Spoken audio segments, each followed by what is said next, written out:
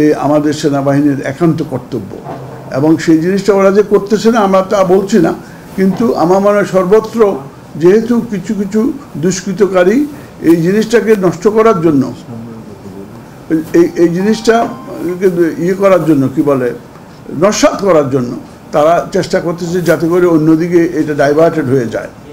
তো আমাদের যেসব জিনিস মানে ক্ষতিগ্রস্ত হচ্ছে, এই আমরা দেখেছি যে রোড নাম্বার 32 32 নম্বরের বঙ্গবন্ধু মিউজিয়ামে আগুন দিয়েছে। তো মিউজিয়ামে কার জন্য আগুন দিলেন এটা তো আমরা মানে অ্যাকসেপ্ট করতে পারি না। তো ফর অল দিস আমার মনে হয় যে এই সবগুলা গতকালকেও এই কিছু কিছু জায়গায় গণ্ডগোল হয়েছে।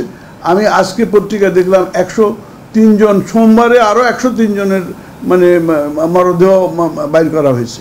তাহলে এই জিনিসগুলো আপনাদের এটা লিখতেছেন না, আপনারা তো অলরেডি লিখতেছেন, টেলিভিশনে নিউজ পেপারে সব রিপোর্ট এটা আসতেছে, কিন্তু তারপরেও আমার মনে হয় যে কেন যেন শেষ হচ্ছে না।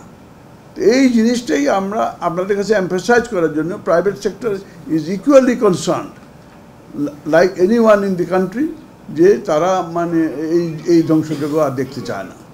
তারপরে মোস্ট ইম্পর্টেন্টলি যে শিল্প কারখানা যেটা বন্ধ করার জন্য সরকার অর্ডার দিয়েছিল, সেই শিল্প কারখানা খুলে দেওয়ার জন্য তারা যখন করলো, এখন তারা তো শিল্প কারখানা খুলে তো তারা ওখানে থাকতে পারছে না।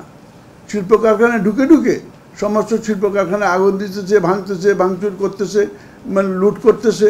তো এই জিনিসগুলো তাইলে এদের সেফটি কোথায়, যে ওয়ার্কারদের সেফটি কোথায় এবং মালিকদের সেফটি কোথায়? এবং সেখানে যে পরিমাণ যে ক্ষতি হচ্ছে সেগুলো দেশ এবং জাতির ক্ষতি হচ্ছে। আজকে এতদিনের বন্ধ থাকার কারণে যে দেশ যে কীভাবে রক্তক্ষরণ হচ্ছে এইটাকে কিন্তু মানে বলে যাওয়া না। এবং এগুলো স্ট্যাটিস্টিক্স তো এখনও আমাদের হাতে নাই, কিন্তু এটা করতে যখন দেখবেন তখন billions of dollar will be there, মানে the loss of billion of dollar of the economy.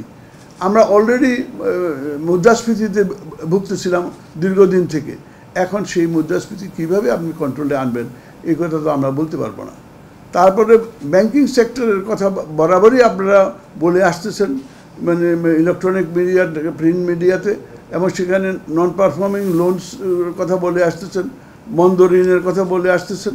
কিন্তু এই মন্দ ঋণ তো আরও মন্দ হবে, যারা ইচ্ছাকৃত নয় কিন্তু পরিস্থিতির কারণে তারা মন্দ ঋণের শিকার হবে।